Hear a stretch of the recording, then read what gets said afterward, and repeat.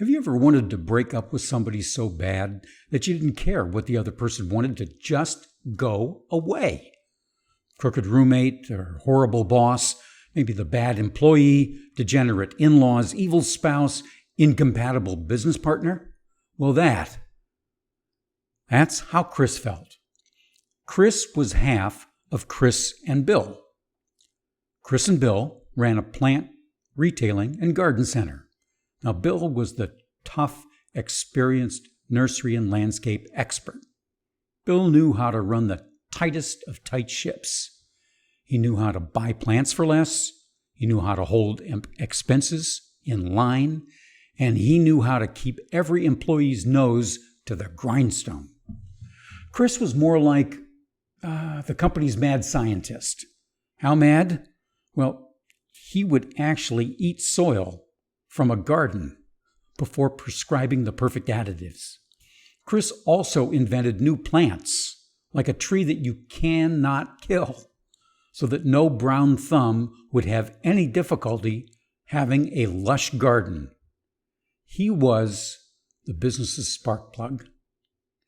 One day, Chris heard Jason talking about the power of sharing a purpose. Instantly, he realized that if he could find his purpose, it would inspire everyone in his company to be more passionate about the customer and to think like an owner. Bill was cynical about Chris and this purpose. He believed business was about making money, not any new age mumbo jumbo. Within a few months, the two were at a stalemate with irreconcilable differences, and Chris decided it's dump city for old Bill. So Chris got an offer from Bill.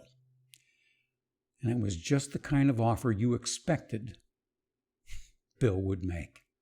A one-sided deal where Bill nabbed the two newest and the busiest locations and gave Chris just the old corner store miles out in the sticks. Well, Chris didn't care. He just sang to himself that old song, "How can I miss you if you don't go away?" Chris wanted freedom, and he wanted the freedom to live his purpose, and to hell with the cost. Now, in the next 3 years, Chris overcame those disadvantages. He overcame the worst location, a lot of bills, and just massive competition. And he turned that business into the most successful plant and garden business in total sales of any company in the entire marketplace. Not only had he outperformed Bill, he outperformed the bigger, better resourced superstores. Sales grew to 10 times the revenues in those 3 years. 10 times the revenues of the old business. And Bill, he retired. Research shows a long history of purpose making huge differences and causing terrific successes and lasting longer than any nose to the grindstone philosophy in business. And the big names with purpose are impeccable. Ford, Disney, Walmart, IKEA, Microsoft, Starbucks, and scores of others. You've read about them in the books. So we decided to figure out how business could share these big and bold purposes with all the employees and even with other stakeholders. And we found CEOs willing to experiment. We found them in retail. We found them in tech. We found them in manufacturing.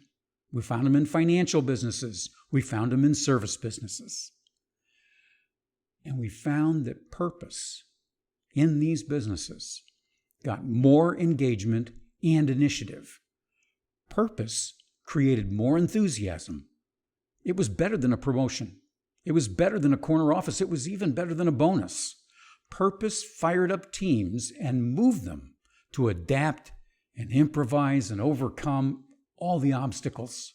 And purpose kick-started speed. Purpose delivered double-digit growth. Reviewing all we saw and all the history that others saw, we asked, was purpose really a competitive advantage unique and unbeatable? Heck yeah. Next time, I'm going to trace the evolution in our awakening, taking us from cause to crusade to purpose and to stewardship. And I'm going to tell you about some big-time naysayers. Wait till you hear what we did to neutralize all their attempts at skunking us. Purpose is going to take the best we've got, nothing less. More details to follow.